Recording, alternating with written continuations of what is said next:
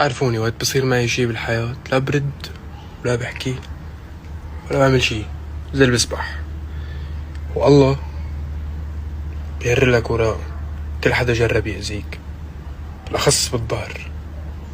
الله له حكمة هالحياة.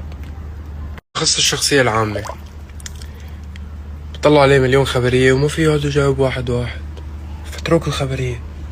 دام انت بتعرف حالك، بتعرف انت شو عملت مع الناس ومين داعم ومع مين موقف ومين كتير قصص حلوة، وقف وتفرج عليهم، ربك حيبين لك كل شي. فأنا زلمة مبسوط فحكمة اليوم الأخيرة يعتبرني لما حدا يعني يغدرك كل مرة أي شي بالحياة هو مفكر إنه حيكون مبسوط فيه، لا تعمل ردة فعل، لا تحقد ولا تحسد ولا لا تعمل شي، التهي بشغلك وبأمورك شو ما كنت بتشتغل.